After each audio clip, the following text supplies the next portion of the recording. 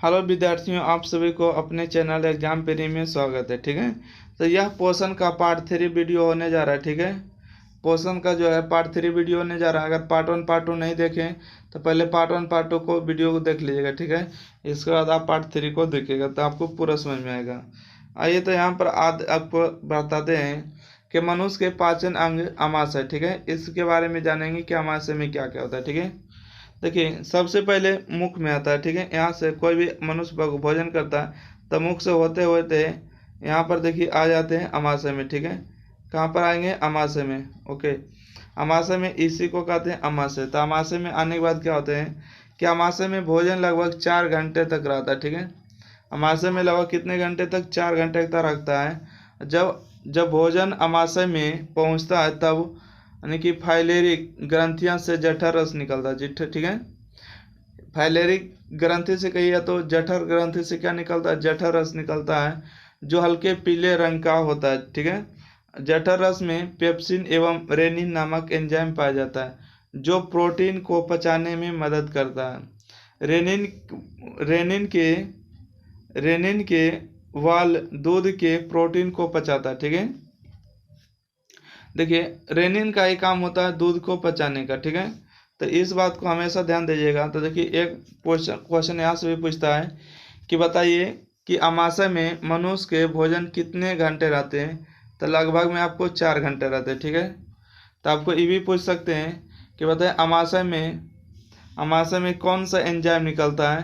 तो देखिए अमाशय से देखिए निकलता है एक जठर रस, उसके बाद पेप्सिन, उसके बाद रेनिन। ठीक है, रेनिन का ही काम होता है दूध से दही को बनाने का। ठीक है, और पेप्सिन का काम होता है प्रोटीन को तोड़ने का। ठीक है, नामक एंजाइम पाया जाता है जो प्रोटीन को पचाने में मदद करता है। ठीक है, रेनिन के वाल दूध के प्रोटीन को पचाता है। ठीक है, रेनिन का काम होता है दूध से दही बनाना, उसके बाद प्रोटीन को पचाता है। ठीक है, और यह केवल बच्चों में पाया जाता है, ऐसा बात नहीं है, बड़ा में भी पाया जाता है। ठीक है, बूढ़े हो जाइएगा तो आप में रेनिन की मात्रा कम जाता है। ठीक है, इसलिए डॉक्टर जब भी सलाह देगा तो बूढ़े को कहेगा कि नहीं आप दही खाइए। ठीक है, जब बच्चा होता है छोटा बेबी, ठीक है, वो देखिएगा अगर दूध को पीता ढकरता तो दही नहीं ढकर देता है ना। तो आप समझ रहे, तो बच्चों में पाया जाता है। अमाशय में भोजन का पाचन अम्लीय माध्यम से होता है। ठीक है, देखिए अमाशय में भोजन का जो पाचन होता है वो अम्लीय माध्यम से होता है। कौन माध्यम से होता है? अम्लीय माध्यम से। ओके, अगला देखिएगा, कहते हैं मनुष्य का पाचन अंग पकवास है। ठीक है, तीसरा पॉइंट है कि मनुष्य का पाचन अंग क्या है? पकवास है। तब भोजन को पकवास में पहुंचते ही सबसे पहले इसमें यकृत से निकलने वाला पित्त रस आकर मिलता है। ठीक है, पित्त रस आकर निकलता है। पित्त रस क्षारीय होता है और यह भोजन को अम्लीय से क्षारीय बना देता है। ठीक है, और यह भोजन को जो है अम्लीय से क्षारीय बना देता है। और फिर यहाँ अग्नाशय रस आकर भोजन से मिलता है। इसमें 3 प्रकार का एंजाइम पाया जाता है। ठीक है, 3 प्रकार का क्या पाया जाता है? एंजाइम पाया जाता है।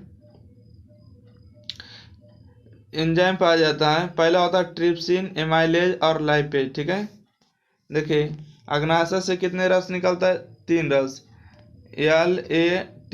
ठीक है, लाइपेज, एमाइलेज, ट्रिप्सिन। ठीक है, इसको LAT करके याद रखिएगा तो याद रहेगा। ठीक है, अग्नाशय से 3 प्रकार का रस निकलता है। L से हो गया लाइपेज, L से हो गया लाइपेज, A से एमाइलेज और T से ट्रिप्सिन। तो इसको ऐसे याद रखिएगा। ठीक है, कहाँ से निकलता है? तो अग्नाशय से निकलता है। ठीक है, अगला देखिएगा, मनुष्य का पाचन अंग। ठीक है, मनुष्य का पाचन अंग छोटी आंत। ठीक है, मनुष्य का पाचन अंग कौन है? छोटी आंत। तो यह पाचन क्रिया पूरी हो जाती है। ठीक है, यहाँ जो पाचन क्रिया पूरी हो जाती है तथा पचा हुआ भोजन का अवशोषण हो जाता है। छोटी आंत की दीवारों से आंतरिक रस निकलता है, जिसमें 4 प्रकार का एंजाइम पाया जाता है। ठीक है, कितने प्रकार का एंजाइम पाया जाता है? 4 प्रकार का। पहला होता है एरेप्सिन, मल्टेज, सुक्रोज, लैक्टेज। ठीक है, छोटी आंत से कितने प्रकार का एंजाइम निकलता है? तो 4 प्रकार का एंजाइम निकलता है। ठीक है, जिसमें से पहला होता है एरेप्सिन, मल्टेज, सुक्रेज एवं लैक्टेज। ठीक है, यह चारों एंजाइम कार्बोहाइड्रेट को ग्लूकोज में, प्रोटीन को अमीनो अम्ल में एवं वसा को बसीय अम्ल और ग्रेसलॉर को परिवर्तित कर देता है और पाचन क्रिया पूरी हो जाती है। पाचन क्रिया क्या हो जाती है? पूरी हो जाती है। अगला देखते हैं, मनुष्य का पाचन अंग बड़ी आंत। ठीक है, मनुष्य का पाचन अंग कौन है? बड़ी आंत। मनुष्य का पाचन अंग बड़ी आंत देखते हैं। तो बड़ी आंत क्या होता है? बड़ी आंत में जल का अवशोषण होता है, मतलब वहाँ पर जल को सोख लेता है तथा अपचे भोजन को जीवाणु द्वारा मल में परिवर्तित कर दिया जाता है तथा यह मलगुदा द्वारा बाहर निकाला जाता है। ठीक है, नोट में बात सुनिएगा कि पचे हुए भोजन को रुधिर में पहुंचाना अवशोषण कहलाता है। ठीक है, पचे हुए भोजन को रुधिर के मतलब खून में पहुंचाना क्या कहलाता है? अवशोषण कहलाता है। अब देखते हैं सहायक अंग। ठीक है, सहायक अंग कौन कौन होते हैं? तब मनुष्य के पाचन तंत्र का सहायक अंग का वर्णन करें। ठीक है, मनुष्य के पाचन तंत्र का सहायक अंगों का वर्णन करें। तब मनुष्य का पाचन तंत्र का दो प्रमुख सहायक अंग होते हैं। पहला यकृत, जिसको लीवर कहते हैं। ठीक है, यकृत या लीवर, यह मानव शरीर की सबसे बड़ी ग्रंथि। ठीक है, मानव शरीर की सबसे बड़ी ग्रंथि है। इसका बात करें तो 1.5 से 2 kg का होता है। ठीक है, लीवर कितना होता है? 1.5 या 2 kg का होता है। इसके चारों ओर पेरिटोनियम नमक का आवरण पाया जाता है। ठीक है, यकृत के द्वारा पित्त रस का स्रवण होता है। यकृत के द्वारा ही पित्त रस का स्रवण होता है। ठीक है, बनता है कहाँ? पित्ताशय में। होता है कहाँ? यकृत के लीवर के बगल में। ठीक है,